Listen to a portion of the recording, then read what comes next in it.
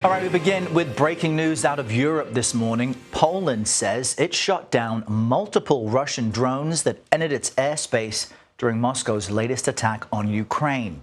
Now, this marks the first time NATO aircraft have engaged potential threats from Russia in Allied airspace. There are currently no reports of any casualties, and a short time ago, NATO Secretary General Mark Rutte said the organization will defend every inch of NATO territory. Speaking in Warsaw earlier, Poland's Prime Minister Donald Tusk warned his country is now the closest it's been to open conflict since the Second World War. And he said he requested invoking NATO's Article 4, which allows NATO members to raise issues for discussion within the bloc.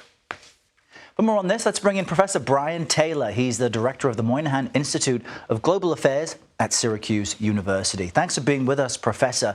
For our viewers, just put into context for us what this Russian drone strike down over Poland means. What kind of an escalation are we witnessing? Well, the number of drones reported is around 24. And I think there are some indications that this was not simply an accident. I've seen reports that none of the drones were armed. They were all either decoys or intelligence drones. Russia so far has not made any comment, taking credit for this and have sort of kicked the can down the road. So first, I guess I would say that Ukraine gets hit by hundreds of drones and missiles every night. So 20 seems like a small number, but of course, Poland is a NATO member state. The United States is a member of this alliance, and Poland is asking for consultations among the alliance. Several other countries sent aircraft to help down some of the drones. So this is at least a potential escalation here in the war beyond the Russia-Ukraine war. And Poland now wants to invoke Article 4. Help our viewers understand what that means and how it might change where things go from here. Sure. So there are two key articles. Article 4 is the one about consultation if there's a threat to a country's security.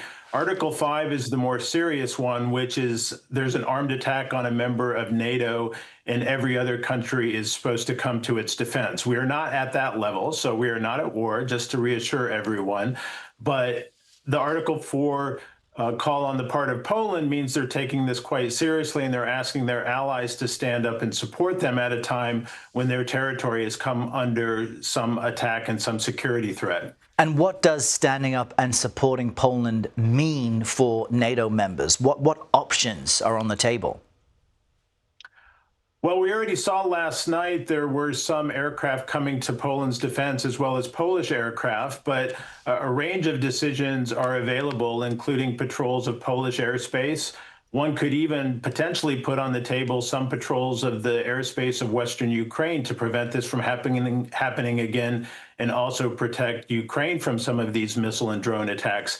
I don't know if NATO will be ready to go to that step, but I think this looks like a deliberate attempt by Russia to test NATO's resolve, and they're waiting to see what NATO does. So if there is no NATO response, I think we could expect to see these sorts of probes continue on the part of Russia. All right, and we'll have more on this later this hour. Professor Brian Taylor, thank you very much.